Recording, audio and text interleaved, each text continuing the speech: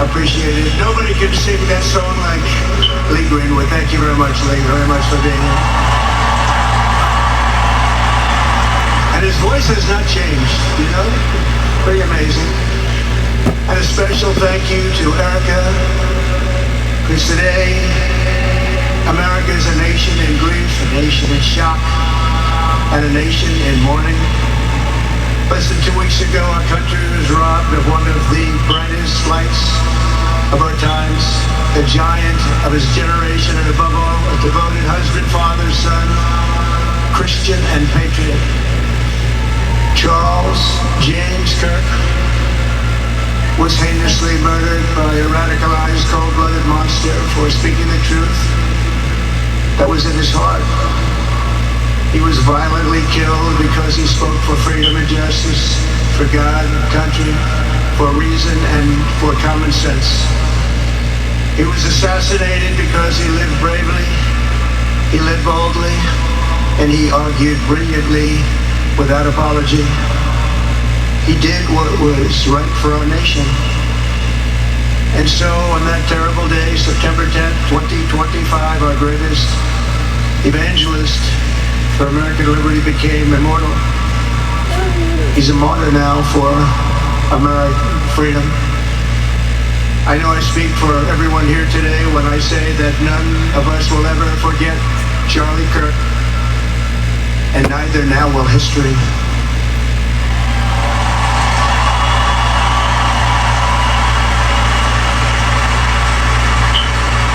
Because while Charlie has been reunited with his creator in heaven, his voice on earth will echo through the generations, and his name will live forever in the eternal chronicle of America's greatest patriots.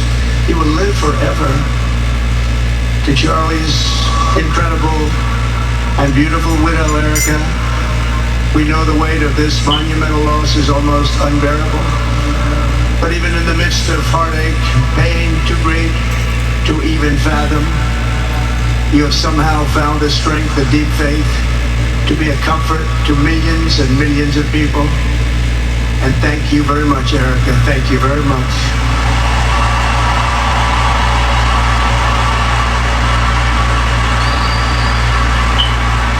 Today, an entire nation wraps its loving arms around you and beautiful children. We share in your immense and overwhelming sorrow, and we vow that we will do everything we can to ensure that your children grow up in a land where their father is honored and revered as a great American hero. That's what he is.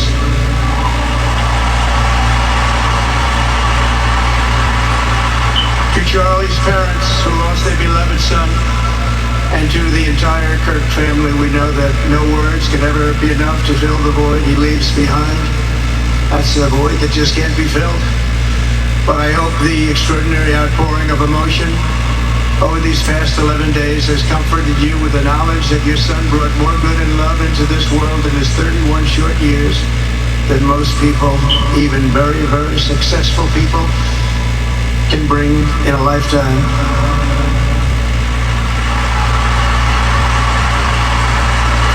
Charlie Kirk loved America with everything he had. And as we can see so clearly today, America loved Charlie Kirk.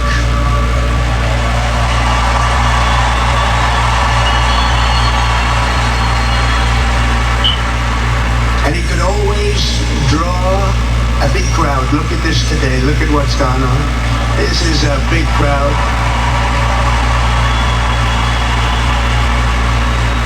Here today we have the Vice President of the United States, J.D. Vance. We have the Speaker of the U.S. House of Representatives, Mike Johnson.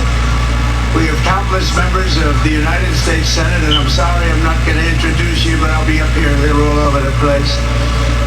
And likewise, the House of Representatives, they're all over this big stadium. This is not an arena, this is a stadium. A great cabinet, and this stadium packed with rafters of people, not to mention the one across the street that also has tens of thousands of people. And they're watching us on screen right now. And I'm sorry we couldn't get you in. If If anybody would like to give up your seat, please walk across this way. But this is like an old-time revival, isn't it? An old-time revival.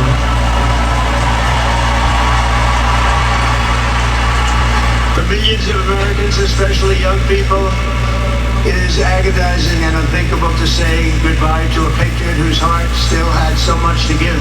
It's so much.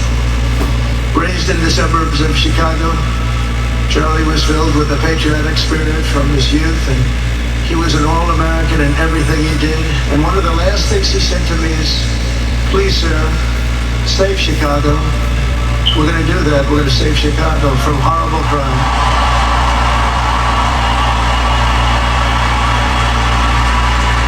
In high school, he was the quarterback of the football team and the captain of the basketball team. He's a good athlete. A lot of people don't know that about John. He was an Eagle Scout who spent his school lunch breaks listening to another champion for liberty. Somebody that he greatly admired, Rush Limbaugh.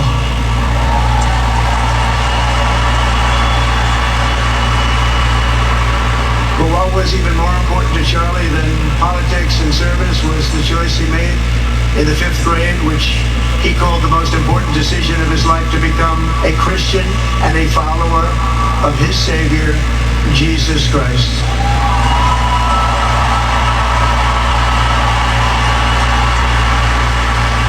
Inspired by faith and his love of freedom, Charlie did something remarkable when he was just 18 years old. On the advice of a mentor who told him to put off going to college because he was doing so well, he devoted his life to converting young people to the conservative cause. How did he do? Take a look. How did he do?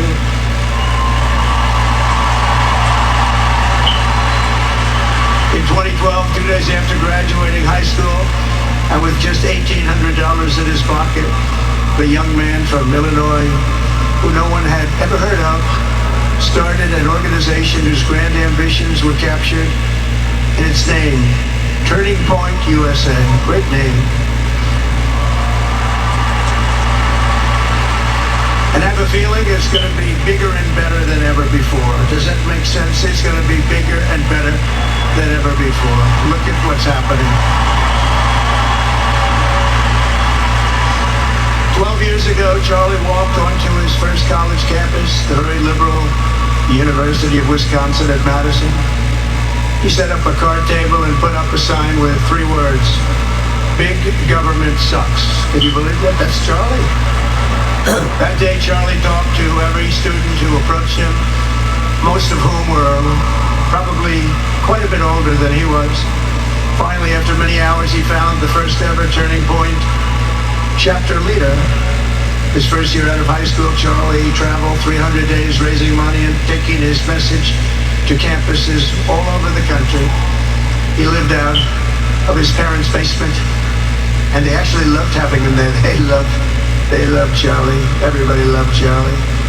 And on the couches of friends and supporters, he lived off couches for 2 years, 3 years, then life started getting a little bit different.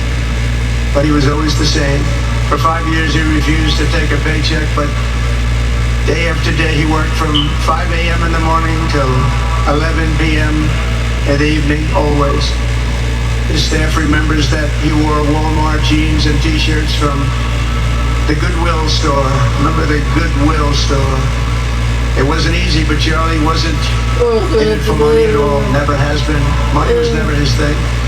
He was always in it for the mission. As he liked to say even back then, we have a country to save. Just what he did. He'd call me all the time, "Sir, we have a country to save." I said, "Charlie, thanks very much for telling me that. I appreciate it." Charlie volunteered for my 2016 campaign and traveled the nation with my son Don and Eric. I got to know him very well and saw immediately that Charlie was actually a master builder of people. It was Charlie who first started organizing young black conservatives hungry for support and leadership. It was Charlie who stood up for persecuted Christians and Jews on college campuses. It was Charlie who helped bring online censorship, free speech and cancel culture to the fore of our political debate. He was right up there with me. It was Charlie who helped unite MAGA. And you know what MAHA is? That's right, make America healthy again. And tomorrow we're going to have one of the biggest announcements, really medically, I think, in the history of our country. We're going to be doing it with Bobby and Oz and all of the professionals. I think you're going to find it to be amazing. I think we found an answer to autism. How about that? Autism. Tomorrow we're going to be talking in the Oval Office in the White House about autism, how it happens, so we won't let it happen anymore, and how to get at least somewhat better when you have it, so that parents can help their child, their beautiful child. That's a big one. I've been bugging everybody over there, get the answer to that. You know, 20 years ago, 1 in 10,000 were born with autism. 20 years ago. The most recent survey says 1 in 12. How bad is that? That's for young boys, baby boys, but also girls a little bit better. It's about 1 in 20. But we can't, because obviously there was something really wrong, and we think we know what that is. It's going to be, I think it's going to be one of the most important news conferences I'll ever have, and I look so forward to it.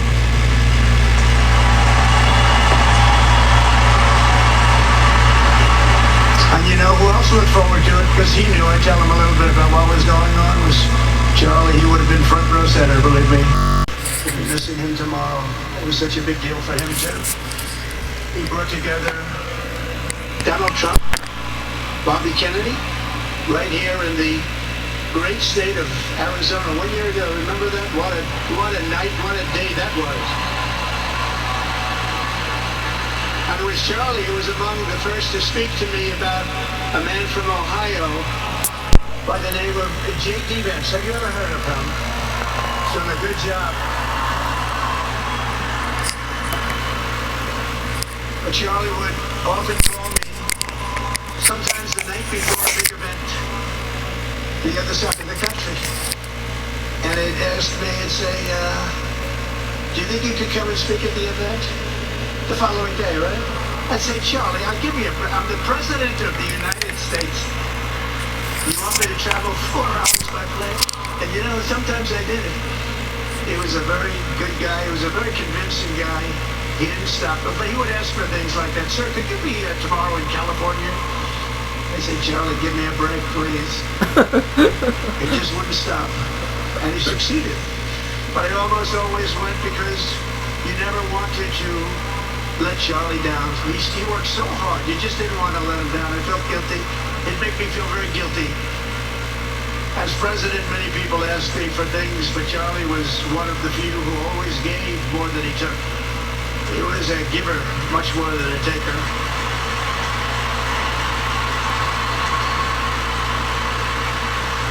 And no matter how big Charlie became, no one was too small for him to notice. He was good to everybody. Didn't matter. Several years ago, a 4th grader asked Charlie to appear on his podcast, which was probably only watched by the parents of that 4th grader. And Charlie, who was actually pretty hot at the time, to be honest, he agreed, and the boy asked for advice. Charlie replied, the left, I call it the radical left. I call it sometimes the radical left lunatics. And Charlie didn't say that, he called it the left. He was probably right, but I can't help it. I can't help it. So he said the left, radical left lunatics, may have all the money in the world, but they can never outwork me.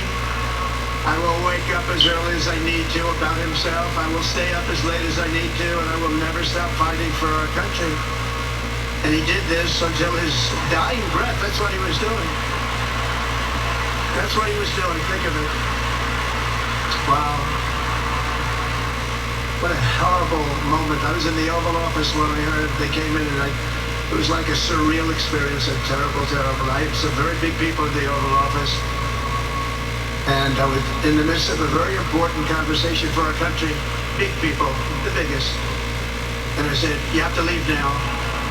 Well, they told me that. They told me in front of a group of very powerful people. I said, you have to leave now, right now, please. Right now. You have to leave. Go. By his own determination and skill, Charlie Kirk built Turning Point from his humble beginnings, the beginnings that nobody believed could ever end up something like this, into a great movement and a juggernaut of American politics. And, you know, we have a massive stadium loaded up with people, but he got tremendous crowds before he had this kind of horrible news and before we had to hear what happened so terribly. He delivered more than 250 speeches a year at over 200 colleges and universities, and that was at a time when it was not really vogue to go to colleges and universities if you were a conservative. It really took great courage. And we used to talk, and I said, you know, I think they're much more conservative than we know, and he agreed, but it just wasn't something that was happening because the radical left would do very bad things, very dangerous things. But Charlie set up chapters on 2,200 campuses and spoke at more than 1,000 churches. He launched a podcast and radio show that grew to an audience of 1 million Americans a day, one of the bigger shows on radio. And Charlie didn't just bring young people into the movement. All of a sudden it started to grow by leaps and bounds. By 2024, we won more young people than any Republican candidate in the history of our country, including for the first time a majority of males under 30. Can you believe it? Remember when Republican presidential candidates would get 4%? No, we did unbelievably with young people. And he was a big, big factor. Unbelievable. But he made me work for it. Sir, you have to make a speech here. You have to make a speech there. But we did it, and we won, and our country is doing unbelievably well now. We had a country that was dead 1 year ago, and now we have the hottest country anywhere in the world.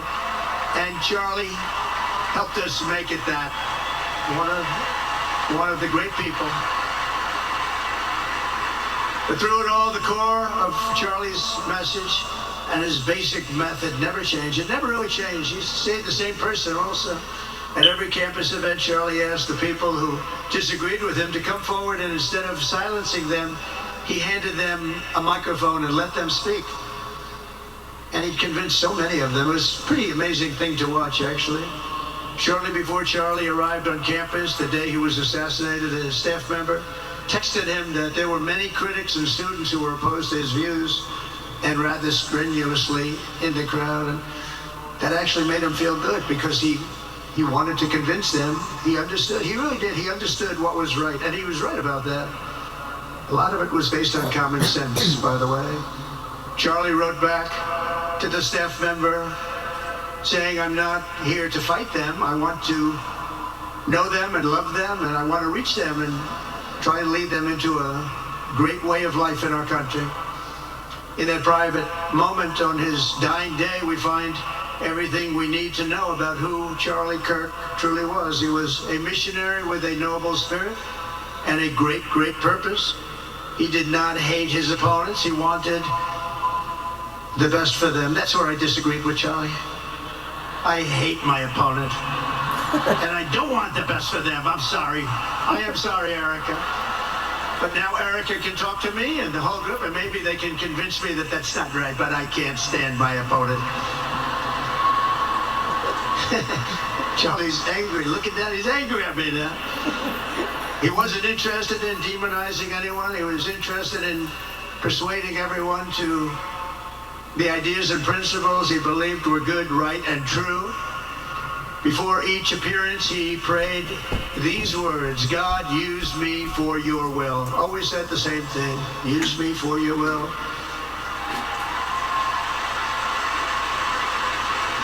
And that is exactly what God did. When you think, that's exactly what he did. The more success Charlie had, and he was getting more and more successful, the more dangerous his mission became. On campuses all over the country, his quest for open dialogue was met with menacing hate. There were bomb threats, pulled fire alarms, and countless rage-filled radicals who tried to shout him down. It was nasty. I used to say, Charlie, this is nasty stuff you're doing. At one event, police had to build barricades to protect students from an angry mob of thugs. Many of these people, by the way, are paid a lot of money to do this. They're agitators. They're paid agitators. Remember that? When you see they all have the same beautifully printed sign, every sign is identical, comes out of a top-level print shop. That's not the signs that are made in somebody's basement. Those are paid for by very bad people, and hopefully we're going to be finding out through the DOJ who those people are.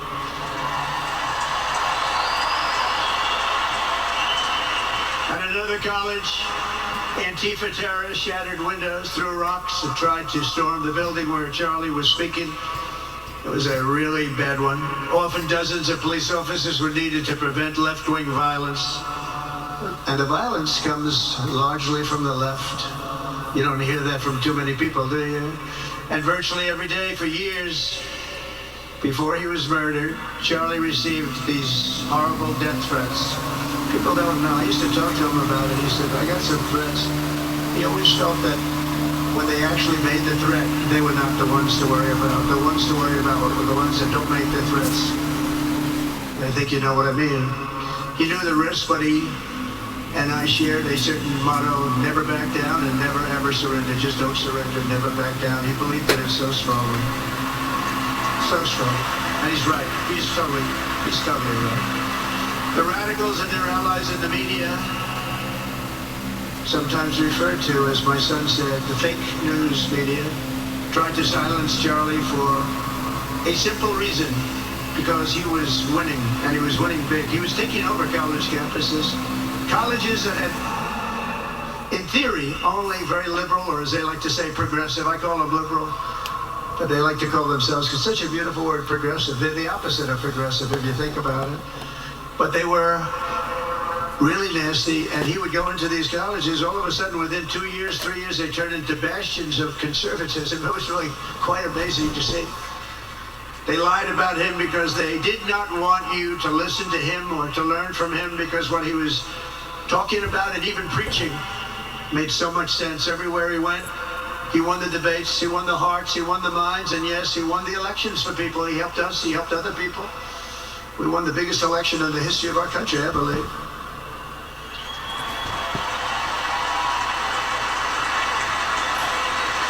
Charlie Kirk was without a doubt among the most influential figures in the most important election in the history of our country. The election of, that beautiful day, November 5th, 2024. Do you remember that day? It was 9 months ago. What a day that was. I mean, we had a pretty good day in the first one. And I must tell you, on the second one, we had a phenomenal day. But a lot of bad things happened. And now that's not even questioned. They cheated like dogs, but we got them back, didn't we, huh? Got them back. But we owe Charlie a profound and eternal debt of gratitude now.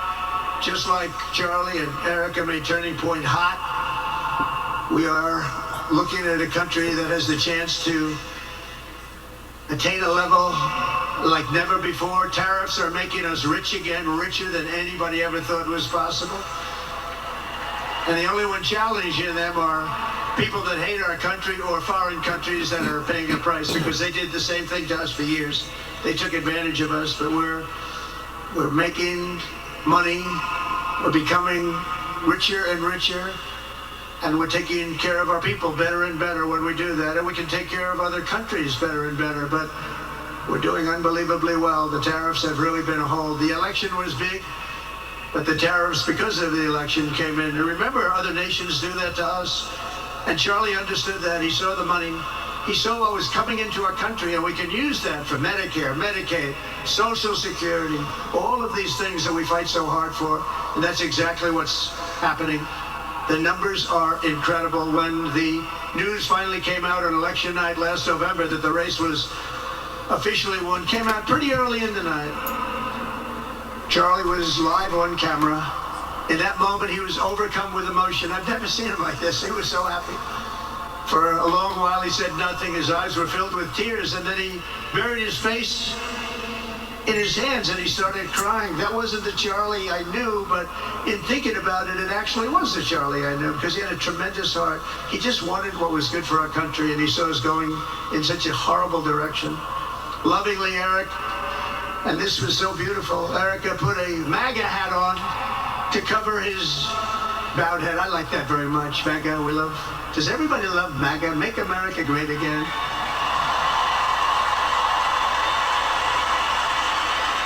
When Joe Biden used to get up, remember the speeches? We will stop MAGA. We will stop MAGA. You know, he could barely get the words out. We will stop. I said, can somebody inform him that MAGA means make America great again? How do you say you're going to stop it?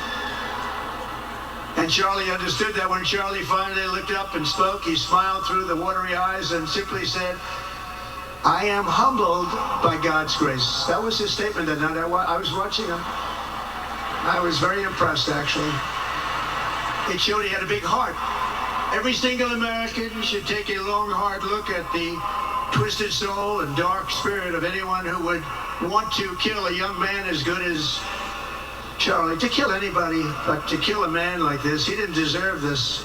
He didn't deserve this. Our country didn't deserve this. And anyone who would make excuses for it are just out of their mind. Charlie's murder was not just an attack on one man or one movement. It was an attack on our entire nation. That was a horrible attack on the United States of America. It was an assault on our most sacred liberties and God-given rights. The gun was pointed at him, but the bullet was aimed at all of us. That bullet was aimed at every one of us. Indeed, Charlie was killed for expressing the very ideas that virtually everyone in this arena and most other places throughout our country deeply believed in. But the assassin failed in his quest because Charlie's message has not been silenced. Are you still watching? This program will exit in 30 seconds to save your bandwidth. Are you still watching? This program will exit in Are you still watching? This Are you still watching? This program will exit in 19 seconds to save your bandwidth. Don't ask again. Button. Do. Just 2 weeks ago. He's bigger today than he was 2 weeks ago. Now, that may not help his friends and loved ones, of which there are so many. It may not help Erica, those beautiful children who have to suffer so horribly through this moment, but they know it's true. He's bigger now than ever before, and he's eternal. He's eternal. And I just want to say we love him. And he's looking down at us right now, and he's saying, wow, that's a great crowd. He's saying, that's a great crowd. And it's a great crowd of patriots. But that's why I will soon award Charlie the nation's highest civilian honor, the Presidential Medal of Freedom. It's the highest civilian honor.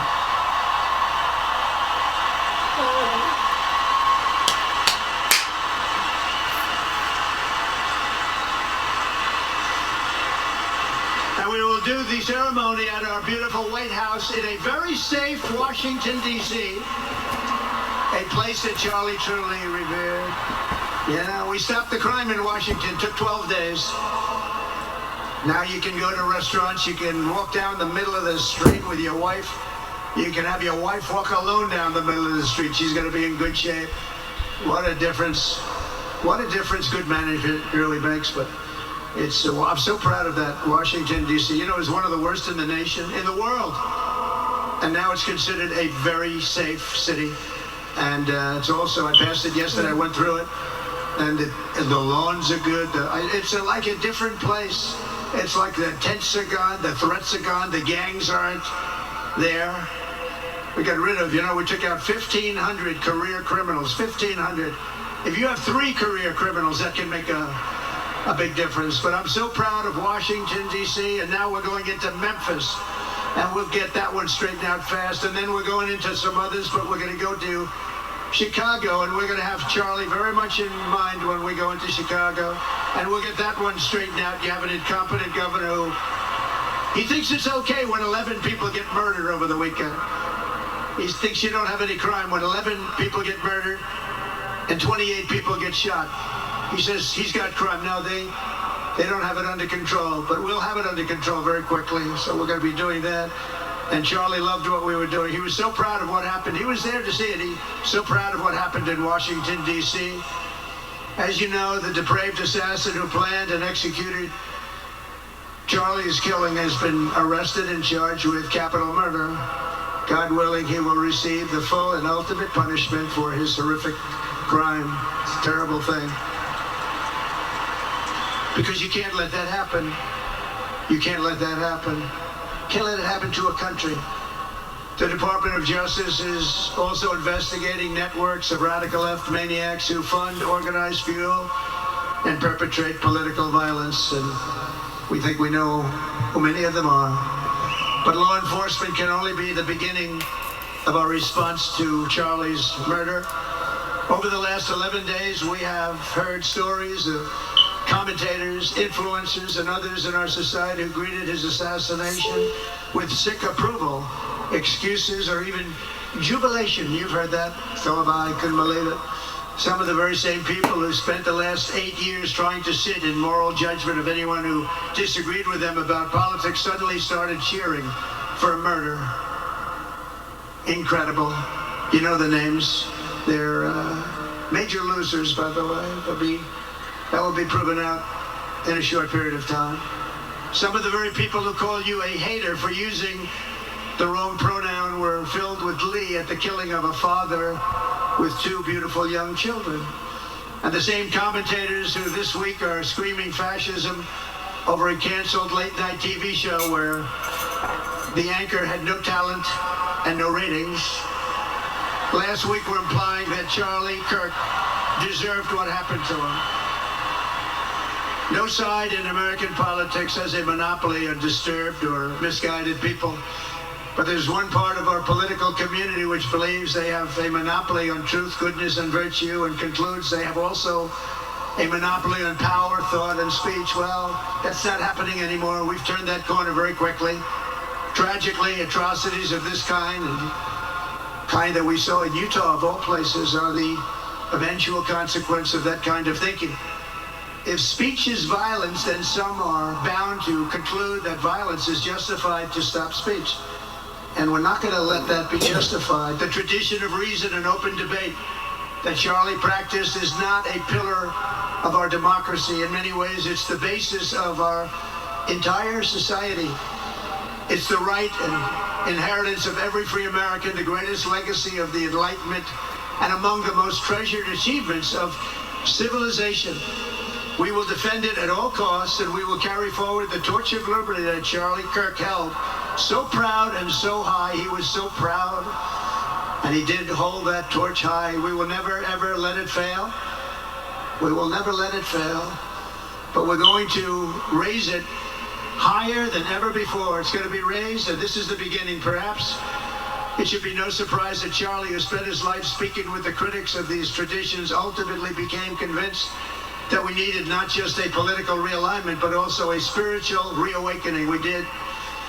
And we have to bring back religion to America, because without borders, law and order, and religion, you really don't have a country anymore. We want religion brought back to America. We want to bring God back into our beautiful USA like never before. We want God back.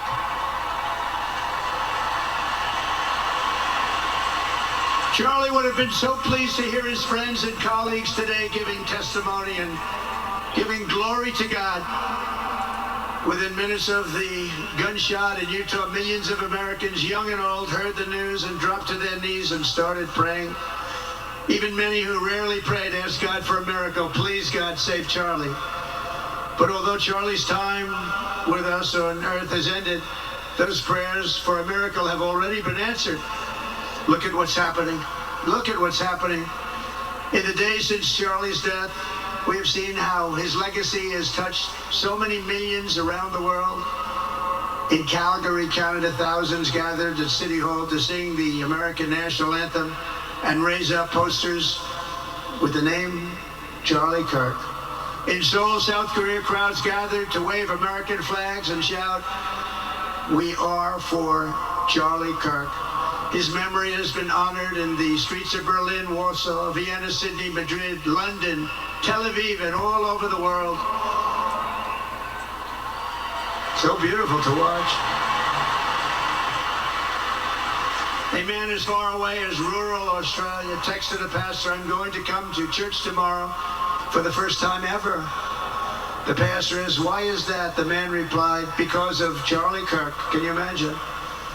The lesson of Charlie's life is that you should never underestimate what one person can do with a good heart, a righteous cause, a cheerful spirit, and the will to fight, fight, fight. Have to fight. We're saving our country. And Charlie's a big factor, such a big factor. Charlie Kirk started with only an idea to change minds on college campuses, and instead he ended up with a far greater achievement, changing history. He changed history. Today, Charlie Kirk rests in glory in heaven for all eternity. He has gone from speaking on campuses in Wisconsin to kneeling at the throne of God, where he is right now. We grieve for the friend and leader that we have lost, but we go forward strengthened by his faith and bolstered by his courage and inspired by his example to defend the country he lived for the freedoms he died for, and the values in which he so deeply believed. He believed in values that we should all believe in. Charlie created something very special. It's called Turning Point USA. And under the leadership and love of Erica, it will become bigger and better and stronger than ever before.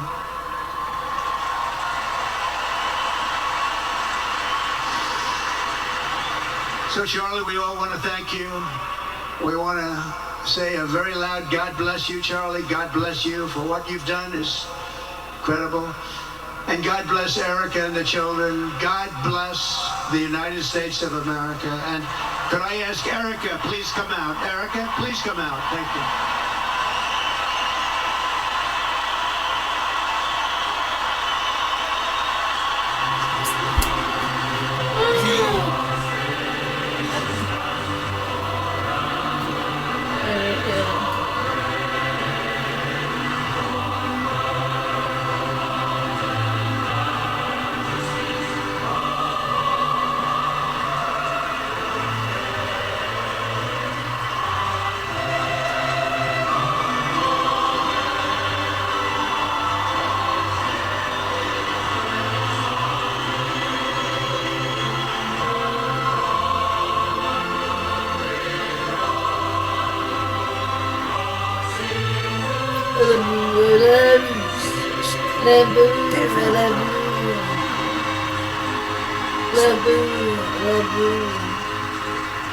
Thank you very much, everybody.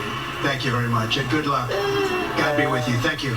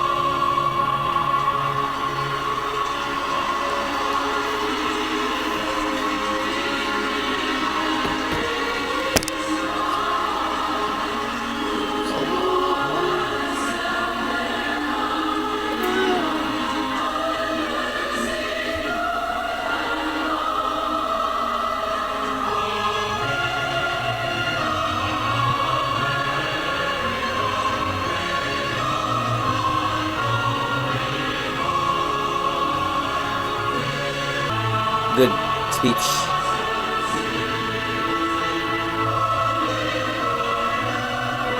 That's the end of it. So many people.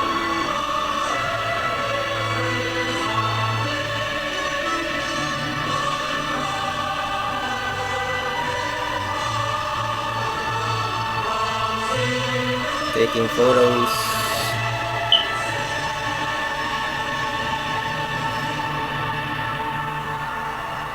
Yes, finish.